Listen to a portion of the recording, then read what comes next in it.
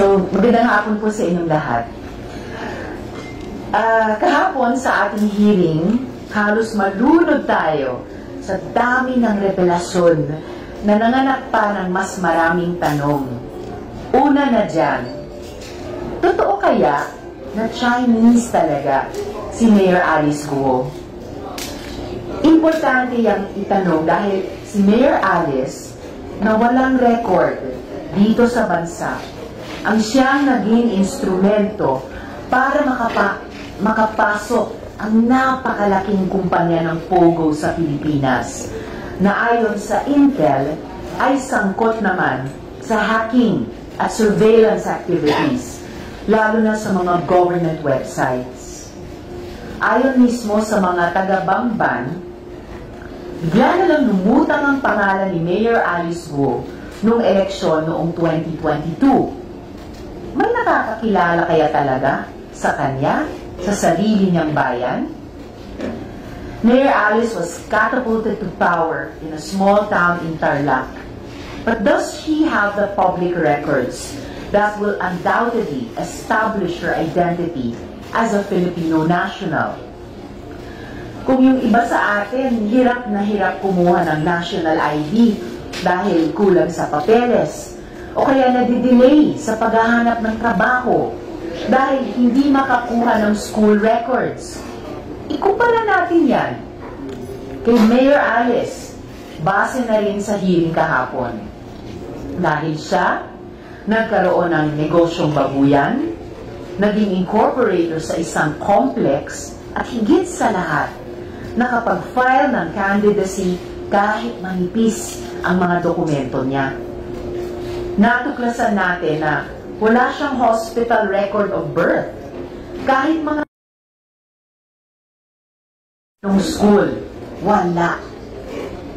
Ang meron tayo ay ito, Certificate of Live Birth. Dito naman, Filipino ang nakalagay na nationality ng tatay niya. Pero sa dokumento ng embroidery business, Chinese ang nationality na naka-record. Meron din tayong kanyang registration ng live birth, pero delayed registration. At sa kakatanong nga natin kahapon, inamin ni Mayor Alice na Jian Zhongguo pala ang totoong pangalan ng kanyang ama. At yung Angelito Guo ay Filipino name lang daw. Ano't anuman, ni-request natin kahapon ang SALN at SOSE ni Mayor Alice. And I hope these documents would give us a clearer view of her real identity, or at least the identity she wishes to put on Philippine record. Maaari rin natin mas tuklasin pa sa mga susunod na hearing. Si Mayor Alice ba at ang mga tulad niya may mga mahiwagang nakaraan ay mga asset na pinapasok ng China sa ating gobyerno para magkaroon sila ng mabigat na impluensya sa politika sa Pilipinas? Marami ng ibang kasong ganyan sa ibang bansa, kaya hindi na ito bago at dapat natin imbestigahan. Pagsisikapan natin masagot ang mga tanong na ito, lalo na sa mga susunod na hearing pa rin, para na rin sa kaalaman nating mga Pilipino. Salamat po. First question from Loudwest. Hi ma'am, good morning. Ano po yung banta nun or dangers nun if mapatunayan natin na Chinese siya and your parang isang allegation is tinanim siya sa Pilipinas? Kung mapatunayan namin na ganyan ang sitwasyon ni Mayor Alice, kumbaga level up yon sa mga nakakaalarma ng mga kaso, halimbawa dun sa mga naunang raid ng Pogo Hub, na yung mga Chinese na nagtatrabaho doon ay may hawak ng mga Pilipinong ID at dokumento mula SSS to BIR to PhilHealth IDs. Tapos level up din yan kung sakali sa mga kaso, halimbawa ng mga Chinong na-apprehend ng ating embassy sa Bangkok. Mga Chino, pero may hawak na Philippine passports at Philippine birth certificates. Level up yon sa mga kaso ng mga dayuhan dito man sa Pilipinas o sa ibang bansa na nakakapakinabang sa mga karapatan at benepisyo, social protections na dapat ay para sa Pilipino o di kaya ay under false pretenses bilang mga di umanong Pilipino gumagawa ng mga krimen o illegal na activities dito o sa ibang bansa gamit yung mga sagrado nating dokumento ng identification at miyembro sa iba't ibang institusyon bilang mga Pilipino. Kasi kung mapatunayan na yan din ang naging ruta ni Mayor Alice, wow!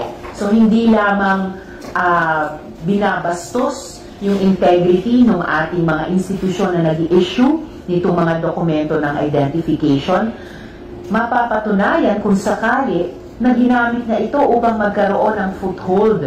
Una sa local economy natin dito sa Pilipinas o kahit dyan sa Bamban, sa pamamagitan ng ganitong mga kung sakali fraudulently held Filipino identification documents, nakapagbukas ng isang napakalaking POGO hub dyan sa Bamban.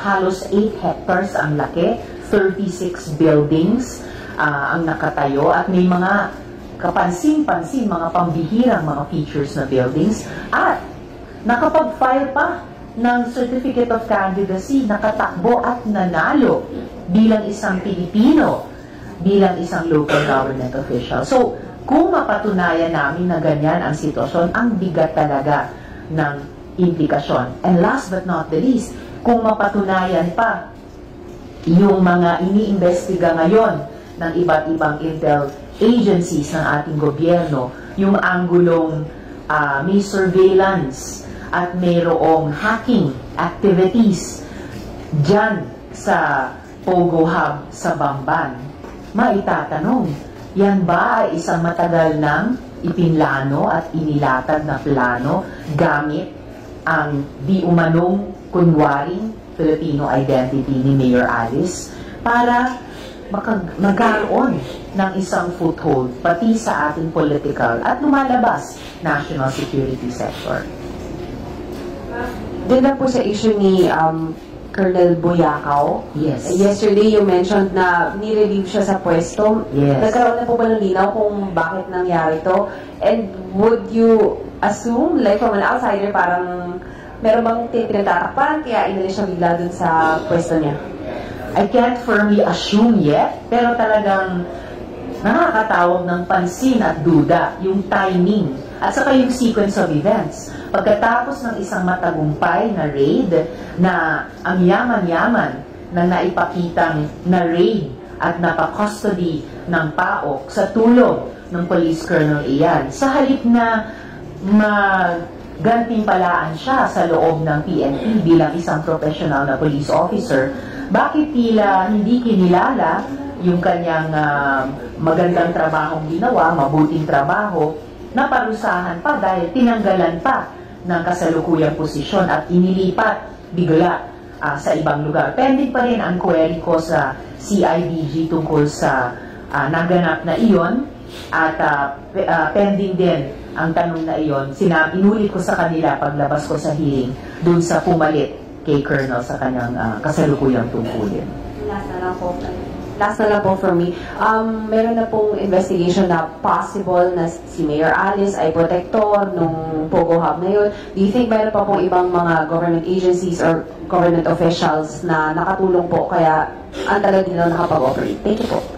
Well, yun yung isang implikasyon na kailangang investigahan pa kung ma-establish namin na dubious nga yung legal status ni Mayor Alice Guo sa lahat ng kanyang mga involvement so far. Kung meron pa bang ibang mga local government officials tulad niya o potential local government officials na di umano ipinapapasok at piniplace ng China dito sa ating bansa para makamit yung ganyan at iba pang mga layunin. Kaya naitanong ko nga, POGO lang ba? Scam hubs lang ba? Human trafficking lang ba? As bad as all those already are? O meron pang ibang long-term din at sinister at nakapipinsalang layunin ang ganitong modus na pati yung national security ng ating bansa ay sangkot na rin. Yung unang tanong nyo, sorry?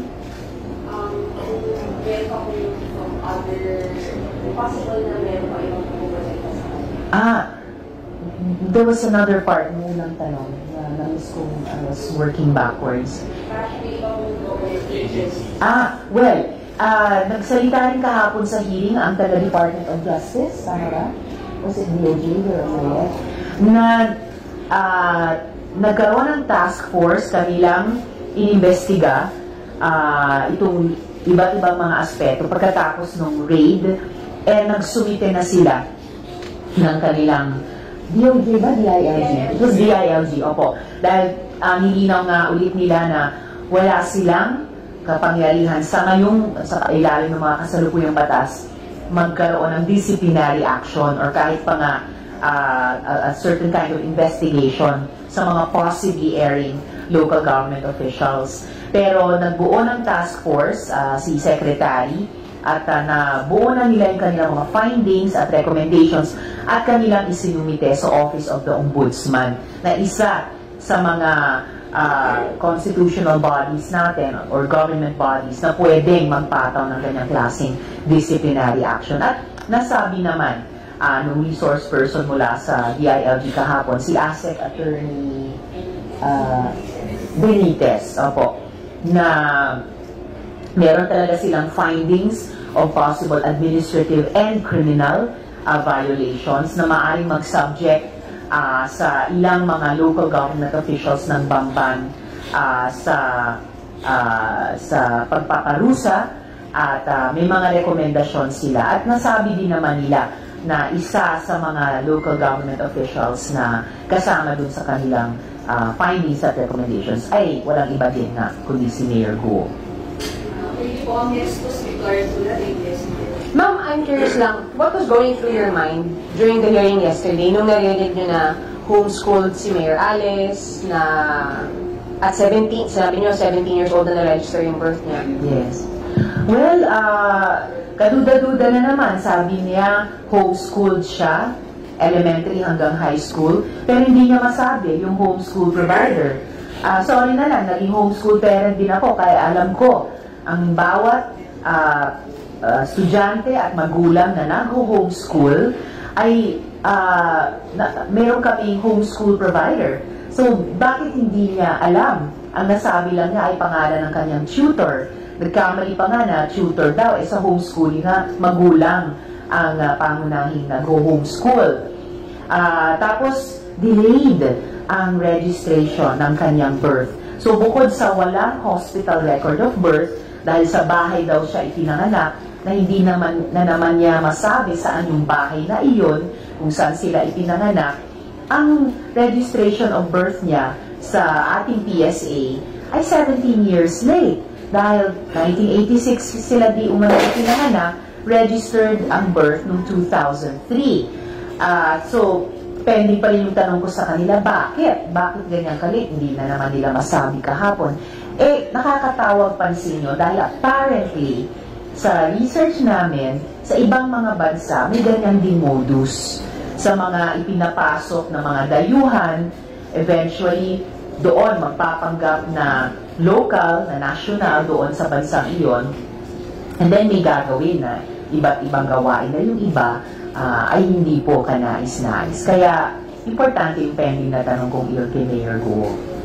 And then, you mentioned yung hacking of government sites na na-trace sa Baofu. Can you elaborate lang po? Anong sites ang na-endanger if you're at liberty po? Well, ongoing pa ang investigation ng mga iba't ibang intel agencies tungkol dyan. Basta't nakaka-alarma na, nakaka-raise talaga ng serious concern yung isang anggulong iniimbestiga nila na baka may ilan sa mga, kamakailan lang iniulat ninyo sa media na hacking operations laban targeting yung mga government websites natin na posibleng yung ilan doon ay nag-emanate mula mismo doon sa Bamban. na-expose yung kabil sa content different.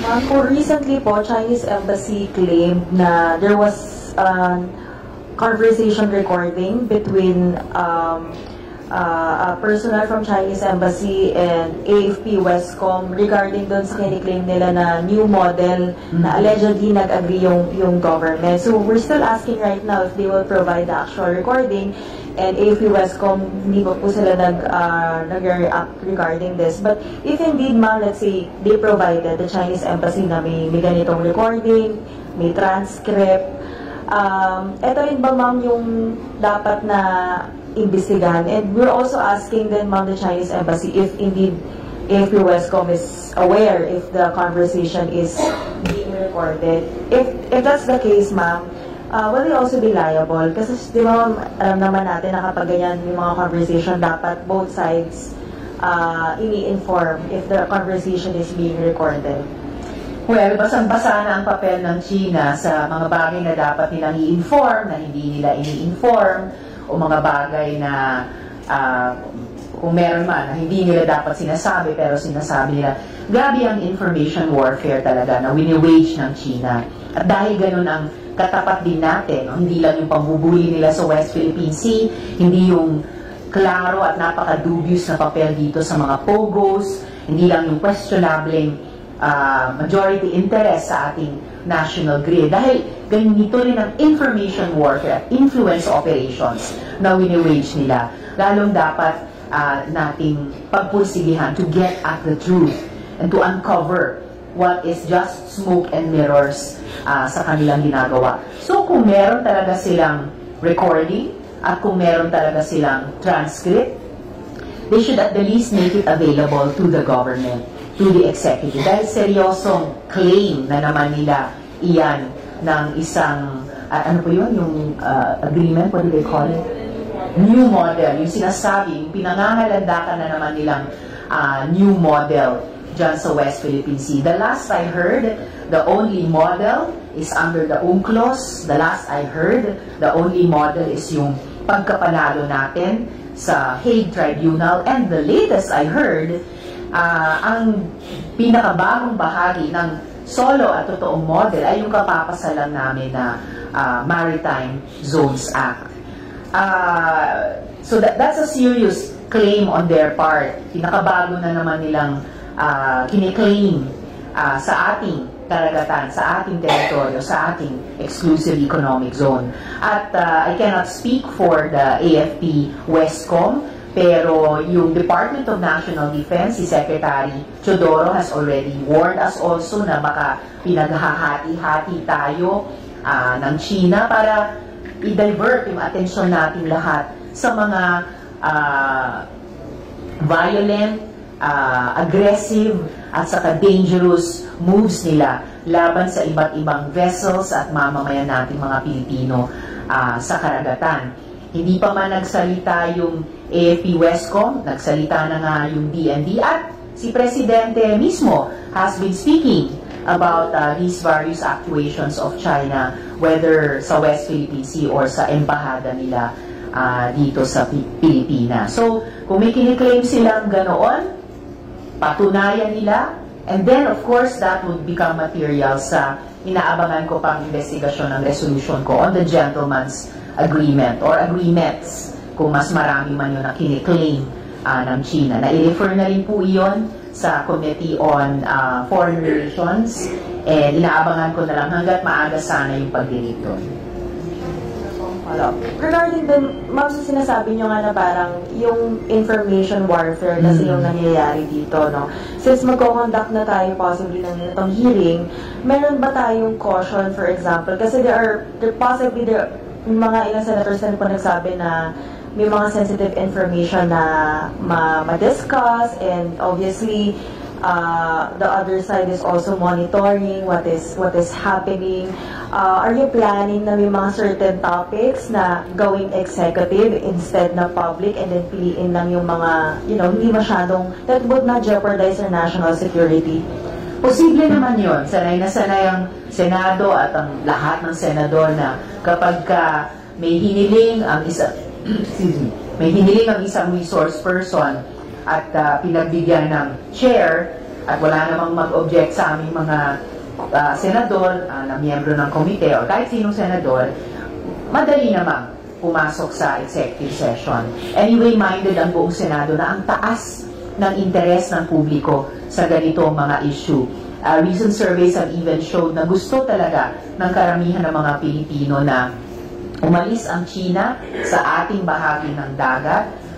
Surveys show na karamihan ng mga Pilipino gustong ang gobyerno ay gawin ang lahat na kaya niya para paalisin ang China sa ating teritoryo. Kaya dito sa pinakahuling kabanata na ang gulo-gulo at paiba-iba ang sinasabi nila Duterte at ng mga dating cabinet members nila tungkol sa so-called gentleman's agreement na iyan, ang higit na kalinawan dyan ay mas mabuti. Of course, mindful of any national security considerations. Thank you po. Next po si Daniel. Hi, ma'am. Good morning. Hello po. Ma'am, regarding sa gentleman's agreement, na-refer na po kasi sa Senate Committee on Foreign Relations. So, ma'am, sino po yung mga nilook forward natin na maipatawag po dun sa inquiry? Well, kailangan desisyonan niya ng chair yung kanilang tatawagin si Duterte ba? Kinatawan ng Chinese embassy ba? Yung ating mga defense, national security, National Intelligence Coordinating Agency, Armed Forces of the Philippines, Philippine Navy, lahat nung may kinalaman at may mahalagang opinyon dun sa di umanong pagkakasundo ni Duterte na hindi na natin i-reinforce yung DRP Sierra Madre dun sa Ayungin Shoal. Posible din, Department of Energy, dahil ang implikasyon ng Ayungin Shoal ay doon din sa Reed Bank, kung saan ang yaman-yaman, di umano, ng mga gas and oil reserves na kailangan natin, lalo na kung totoong paubos na ang Samalampaya at ang Reed Bank naman ay nasa loob din ng territory at EEZ ng Pilipinas. Pero ang po yung personal point of view, gusto nyo si former President Duterte mag-appear talaga? Hindi ko naman masabing gusto ko silang makita, pero ang trabaho po ng komite at ng Senado ay kunin as much as possible first-hand, primary source, straight from the horse's mouth, ika nga, ang mga totoong kaganapan, ang katotohanan sa subject ng aming mga investigasyon. Dahil din, in aid of legislation. Kasi kailangan namin tanungin, ang isang dating presidente ba, kahit ayaw kong maniwala na kahit sinong presidente ay kayang ipagkanulo ang pambansang interes natin, kailangan namin itanong, ang isang dating presidente ba, pwede niyang obligahin ang lahat ng mga susunod na presidente, di umanong architects of foreign policy na kaya maagnas na lang sa hangin at sa tubig ng Ayungin Shoal ang isang DRP Sierra Madre at mawala na lang, mabura ang sa ngayon pinaka-importante sovereignty marker natin sa West Philippine Sea. Last question na lang. Kahapon po kasi wala naman pong particular na pinoint out si Senate President Juan Miguel Zubiri, pero niremind niyo po yung mga fellow senators na wag daw pong ma-turn into political witch hunt yung mga inquiries. Your reaction lang po. Narinig ko lamang kay SP yung salitang political. Hindi ko naman narinig yung salitang witch hunt. And naintindihan ko yung ibig nilang sabihin at in a way, hindi naman sa hindi kailangan yun, pero refleksyon ng aktual na pakiramdam ng karamihan ng mga Pilipino. Dahil lumalabas din sa survey na arguably, yung usapin ng pambansang interes ng Pilipinas sa West Philippine Sea ang pinaka-unifying issue sa ating mga Pilipino. Pero sabi ko rin sa privilege speech, kahit na, or dahil kailangan nating magkaisa, importante rin mag-establish ng accountability. Kung merong lumabag sa ganyang dapat na pagkakaisa, kung merong nagtraidor sa pambansang interes ng Pilipinas, kailangan papanagutin din sila. Next, si Mark Multiplier. Morning, I'm good morning. Morning. Do you intend to summon din yung mga member ng Municipal Council ng Bamban. Kasi yesterday, Senwin was asking Mayor Guo kung yung relasyon niya sa Hongsheng, kahit nasa dokumento siya yung representative. In black and white. Sinasabi niya na hindi siya. At pinakilala niya ng kung siya talaga yung umarap sa makikilala siya ng Vice Mayor and the Town Council members. Posibleng paimbitahin din yung members ng Municipal Council, whether yung past at o yung present. Dahil yung nakaraan, paulit-ulit si Mayor Guo na ang dating administrasyon. So, sila nga ang nag-issue ng letter of no objection o LONO kay then Alice Guo bilang representante, nakasulat sa dokumento, representante ng Hongsheng, at nabanggit din ni Attorney Asek Benitez na nabanggit din nila na yung members ng Municipal Council ay naging subject din ng kanilang fact-finding sa loob ng department ng DILG at posibleng subject ng findings and recommendations. So, very possible na imbita rin sila. How about residents po? Regarding doon naman sa identity and personality of Mayor Guo. Could be, dahil sa research namin at ang mga kababayan natin sa Bamban, magkakakilala silang halos lahat. As in, walang nakakakilala kay Mayor Guo nung una siyang biglang lumitaw doon at tumakbo at nanalo bilang mayor. As in, sabi nung ibang mga kausap namin, zero ang nakakakilala sa amin sa kanila nung panahong iyon. Have you received any information at even kahit na initial lang from the intelligence community regarding the personality of Mayor Guo? Ongoing ang investigations nila ng mga intel agencies. So, karamihan nung pinakita, itinanong kung kahapon sa hearing ay galing din sa aming research kay Mayor Guo at yung buong Baofu operations na iyan. And we also, through the hearing yesterday, we also share those with the government agencies at na-appreciate din namin kung meron din kaming nakukuha mula sa kanila. Our intelligence community also concerned regarding the identity of Mayor Guo and the possibility that there are other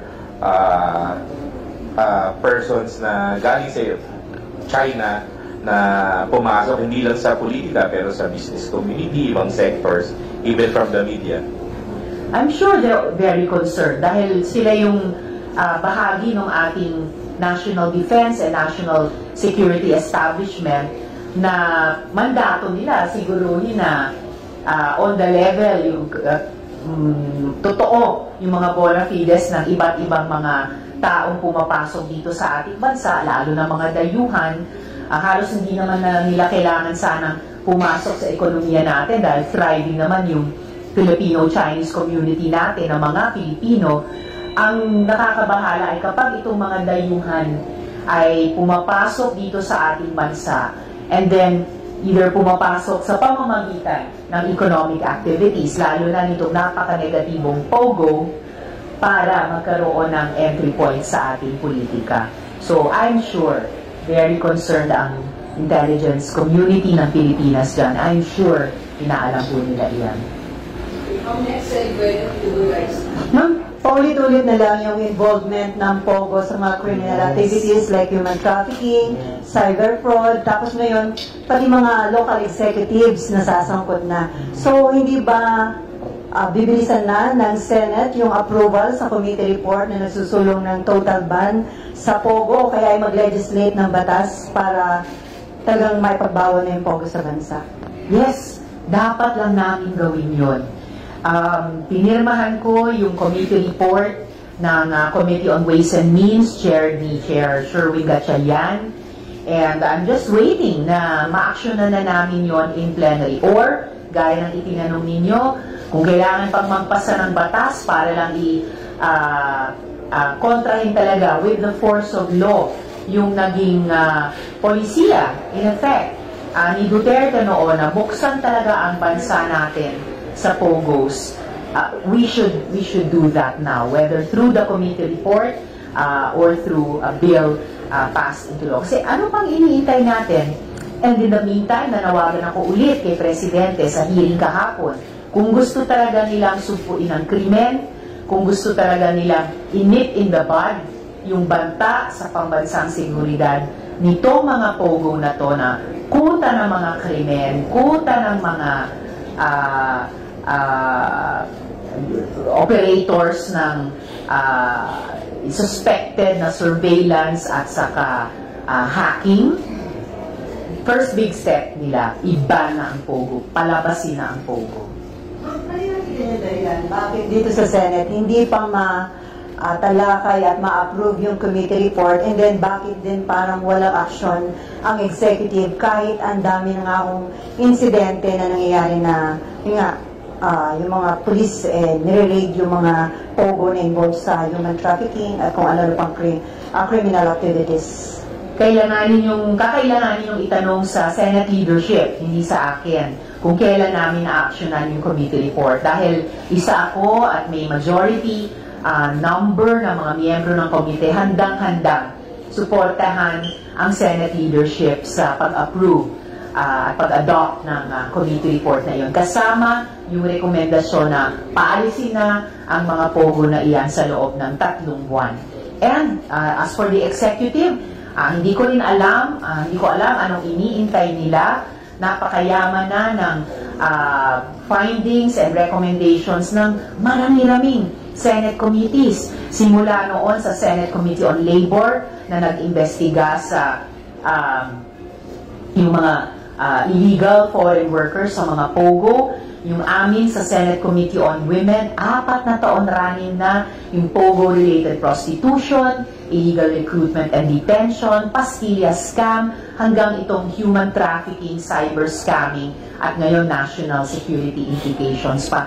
Pati na nga yung Senate Committee on Ways and Means.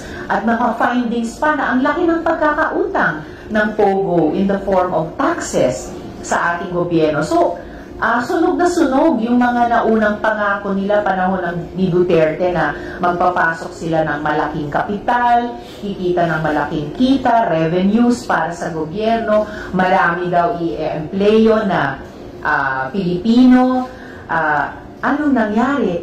Mas maraming Pilipino ang naging victim survivors ng operations ng POGO na ito. Grabe ang epekto sa mga kababaihan at kabataan. Ang laki ng pagkakautang sa buwis, kakarampot ang revenues para sa gobyerno, terrible pa ang social and human costs sa ating bansa. At ngayon, napipinto pang mabunyag ang national security threats. So, sa cost-benefit analysis, halos walang benefit, panay costs ang listahang iyon. And then, ma'am, any updates sa whereabout ni Pastor Tibuloy po? Hindi ko nga alam kung siya ba ay appointed son of God, so God the Son, o siya ba ay God the Holy Spirit na invisible, hindi makita. Pero nananatili yung panawagan ko kay Chief PNP Marbil pagkatapos ng napakatamang desisyon nila kanselahin ang firearms licenses ni Kibuloy. Kaya lang binigyan ng kalahating taong palugit para i-surrender yung mga firearms. So naman po, siguro naman kayang-kaya sa napaka-mas madaling panahon kunin yung mga firearms na iyan. Binawi na yung registration ng mga iyon. Pero sa 19 lamang na firearms, doon lamang sa mga social media posts ng kanyang private army, parang mas marami sa 19 ang firearms. So siguruhin please ng PNP, walang matirang firearms sa kamay nung private army ni Kibuloy. At may hindi kukulang sa 3 pending warrants of arrest laban sa kanila. Yung mula sa mula sa Pasig City for a non-bailable offense, mula sa Davao City, at yung warrant na sinerve mismo ng Senate o sa kanila sa Davao. Wag naman sana na mahuli yung ating Philippine National Police sa kung at kailan mag-extradition request ang Estados Unidos, dahil doon umaharap si Quiboloy sa 6 na mabibigat din na mga kaso na nabuksan na yung warrant doon sa California court. Matagal nang nasa most wanted list siya ng FBI. Matagal nang tinrease ng US government ang kanyang mga assets. At magiging posible din, or posible pa rin hanggang ngayon, na mailagay din siya sa red list ng Interpol, na kung mangyari iyon, talagang sisikip ang kanyang mundo dahil lahat na ng mga law enforcement authorities sa mundo or miyembro ng Interpol ay on the lookout sa kanya. Nanawagan din po ako sa DFA, no, na ikansela ang kanyang passport para at every port of entry or exit may alert sa kanyang presensya. Then last na lang, ma'am, si dating Senator Antonio Trillanes, sabi niya may planong destabilization sa Marcos administration. At ang sinasabi niya, involved daw ilang mga active and former police ng mga Davao Group. So sa tingin niyo ba, possible yon dahil may mga issue against the former president, and then dito nga kay Pastor, possible nga ba na may ganitong... Well, I guess always possible ang ganyang mga balita or katotohanan man on the ground, lalo na sa napaka-makulay at magalaw na politika dito sa ating bansa. Pero ang mahalaga din ay kung yung mga institusyon tulad ng Senado ay ipagpapatuloy namin yung aming trabaho sa mga mas mabubuting batas, ipagpapatuloy namin yung aming investigasyon at mabibigat na rekomendasyon sa mga burning issues. Later in the year, magtatrabaho kami ulit sa budget kung pag-iigihan namin yung trabahong iyon. At sa panig namin, sa minority, sa panig ng buong oposisyon sa labas din ng Senado, at balak namin ipagpatuloy ang aming trabaho bilang fiscalizers, bilang checks and balances sa kasalukuyang administrasyon. At kahit ina Duterte, dahil sa napakaraming utang pa nila sa mamamayan, yun, ibig sabihin, mas magpo-provide kami ng mas stable na environment din para itukoy ang accountability, singilin ang may accountability, at iwasto yung dapat iwasto or punuin yung mga pagkukulang. Para sana, over time, mas maging maayos naman yung mga usaping kapangyarihan dito sa gobyerno sa pamamagitan man ng eleksyon o iba pang mga political processes na sinasalihan ng ating mga mamamayan. Next, si Cecile, Philippine Star. Yes, hello ma'am. Yes, ma'am, follow ko lang yung sabi 6 months na palugit para kay Quiboloy. Hindi ba double standard doon? Kasi pagka ordinaryong civilian, pagka na-cancel na yung license mo, dapat isinurrender mo pa, while si Quiboloy may 6 months pa. Kaya nga. So, tuloy-tuloy ang double standard kay Quiboloy, di ba? Yung mamamayan, inimbita sa Senate hearing, dadalo. Hindi niya iintayin isabina, lalong hindi niya iintayin isyuhan pa ng warrant of arrest, at lalong-lalong hindi siya tatakas at magtatago sa isineserve na mga warrant. At ngayon, totoo, pag-surrender ng mga kanselado ng dating lisensyadong mga firearms, deregistered na ng mga firearms, dapat kaagad yun. Ang mamamayan nga, kung mag-a-apply para sa permit to carry, ang klaro ng ganyang mga kondisyon. Once ma-deny yan or hindi na i-renew yan, isusurrender hanggat maaga at hindi kalahating taon ang ibibigay. Thank you, ma'am. Yung sa kay Mayor lang sa Banban, ano pa po yung gagawin natin to check yung kanyang background? Parang, di ba, ang paniwala natin, parang hindi naman siya talaga. Paano natin yung mabe-verify po? Tuloy-tuloy yung pag-research namin kay Mayor Alice Go. Dahil kahit sa actuations niya kahapon, harap-harapan na right in front of her face yung slide namin dun sa siya ang representative ng Hongsheng, siya ang humingi para sa Hongsheng ng letter of no objection. Harap-harapan din niyang dinideny na siya yung representante. Siya daw ay konektado lamang sa Baofu later at una sa, Baofu nung una. And later sa Zuyuan. So, talagang pag ang isang resource person, government official at that, ay harap-harapang nagsisinungaling o harap-harapang umiiwas sa tanong, lalo lang magiging concerned at curious ang isang Senate committee. So, lalo namin nire-research ang kanilang background sa iba't ibang aspeto. Doon sa COMELEC, di ba, she filed COCs and supposedly bine-verify ng COMELEC yung kanilang identity. May kakulangan doon yung COMELEC? Well, posible, pero alamin pa namin na iyon. Lahat kami, mga government institutions, ay may responsibilidad kapag identification ng isang nagpepresentang mamamayan na ibigay yung kanilang entitlements, protektahan ang mga ito, pero according to yung criteria. No? So, dapat kung may mga criteria at mahigpit na criteria, lalo na, dapat ino-observe namin. Kumbaga, dapat gumagawa kami ng due diligence. Ang sabi natin, walang nakakakilala sa kanya sa Banban, paano na siya nanalo? Yan ang isang tanong. Paano siya nanalo? Bukod sa paano sila nakalikom ng sapat na campaign funds mula sa sabi niyang naging unstable, fluctuating prices sa pagbababoy, paano sila nakatakbo sa isang kampanya, paano din nila nabili yung helicopter na itinakita ko, inamin naman nila mayroon silang helicopter, hindi daw yung nasa photo, pero sige, may helicopter daw sila, dati ibinenta daw sa isang British company. Inaalam din namin yon kung totoo ba yan. Pati yung ibang mga impormasyon na ibinigay, chinecheck namin, na una daw silang lumabas sa Pilipinas nung teenager sila, papuntang either Singapore or Malaysia, mga ganon.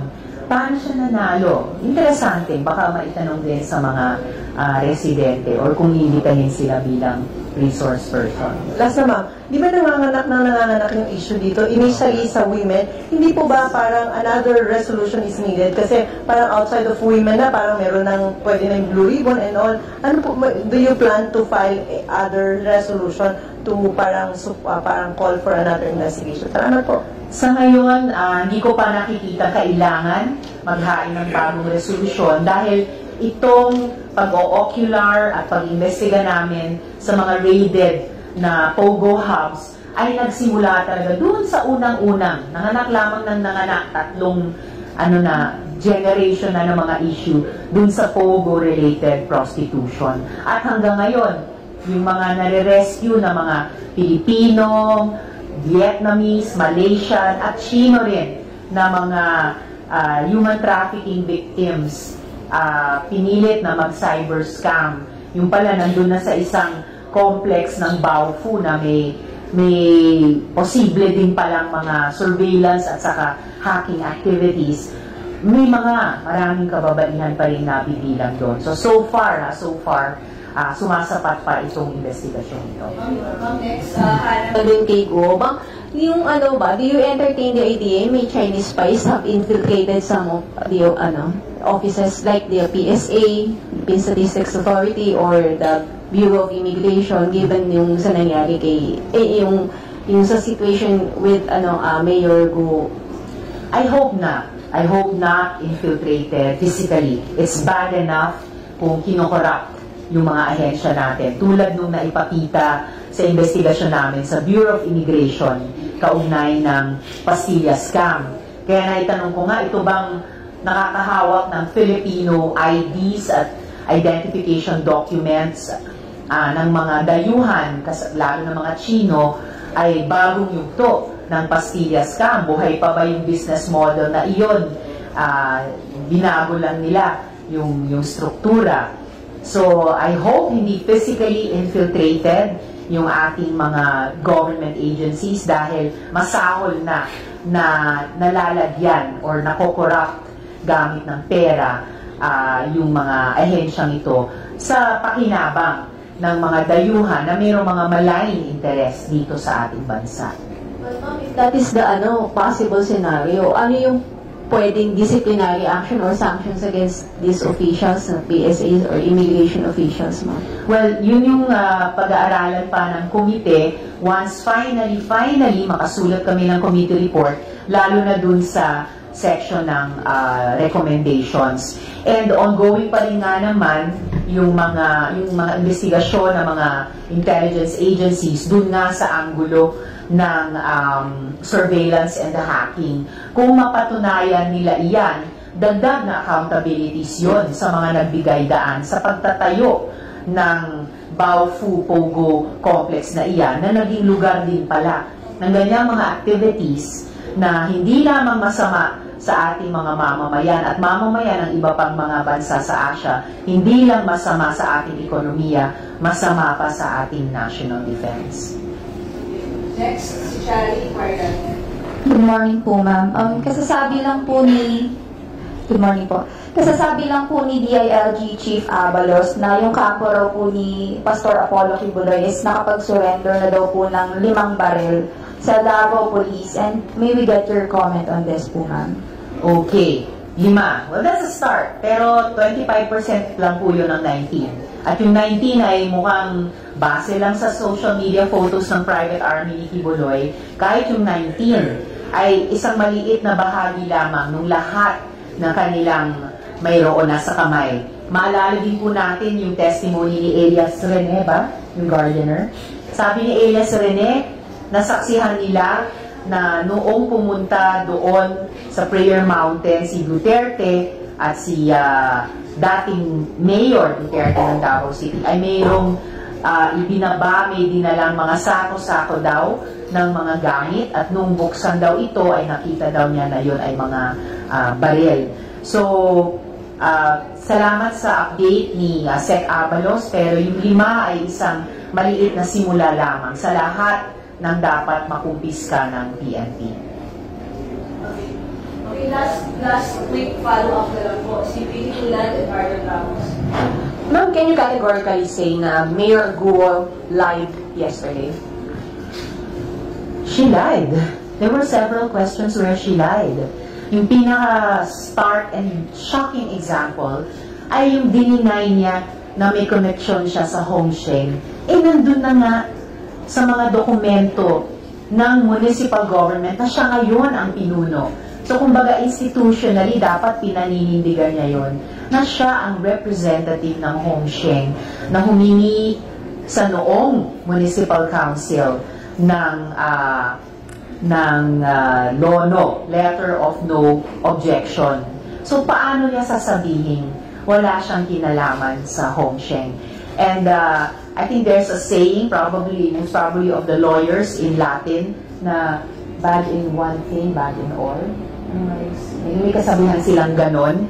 So, kung nagsinungaling siya sa isang napaka-obvious na bagay, wow, kailangan nating tanungin sa bawat tanong na kailangan na sasagutin nila, nagsasabi ba siya ng totoo o nagsisinungaling na naman siya? Mario, That's the case, kahapon po, hindi niyo po ba inisip na isa-isa yung content for obviously not telling the truth during the hearing? Honestly, I was very tempted na sabihan si Mayor, mag-show cause siya kung bakit hindi siya dapat i-cite in contempt ng komite. Kaya ako siya binabalaan na Mayor, fellow workers in government tayo ni na Sen. Sherwin. Pero to reiterate yung sinabi ni Sen. Sherwin sa opening remarks nila na parang sa isa pang sitwasyon na parang ginagago tayo nitong mga pogo na to. I hope, Mayor, I don't have to say the same about this hearing. Dahil klarong-klaro, dyan sa municipal document on the LONO, kayo ay representative ng Hongsheng. Pero harap-harapan sinabi nyo sa amin na hindi kayo representative. Alam nyo ang bawat detalye ng bawat head, 2,000 heads ng baboy sa inyong negosyo sa pagbababoy. Pero pagdating sa dihamak na many times over, mas malaking pera nyo dito sa Pogo Hub na ito, wala kayong alam na detalye.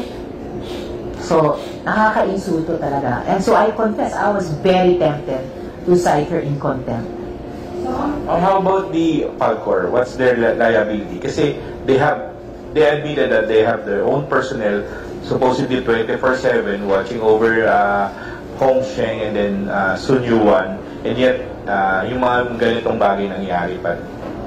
Hindi pa tapos yung mga tanong ko sa PAGCOR, pero i-follow up ko yung isang binuksan na ni Sen. Sherwin, na yun na nga, merong sila kasing in-house na PAGCOR personnel doon, kahit doon sa Zuriwan, doon sa Baofu property. So paano nangyari ito over the past several years na mas malaking operasyon at ibang mga activities sa may permit yung complex na iyan. Pati yung mayor's permit na second, third, and fourth floors lang daw, sa isa lamang daw sa 36 buildings. Hindi daw nabantayan ni na mayor, hindi rin nabantayan ng PAGCOR. Last na si... Last. So, are you hoping immediately yung Office of the Ombudsman a-action agad para ma-dismiss kung sakali itong mga local executive from Banbantala? Well, nagawa na po ng DILG ayon kay ASEC Benitez, magsumite ng kanilang fact-finding report with their findings and recommendations. And in support sa trabahong ginawa na ng DILG task force na iyon, I am hopeful na action positively ang Office of the Ombudsman dahil yan po ay makakatulong lamang sa aming continuing investigation din. At yung overall na layunin namin na mabigyan ng hustisya yung dumaraming mga biktimang babae, bata, pati mga kalalakihan na Pilipino at pati ibang mga nationality sa kamay ng mga pogo na ito, na mukhang hindi lamang economic ang may interes at may control dyan. Baka may iba pang, no? Mas political ba, mas militar ba dito sa labas ng ating bansa. Salamat.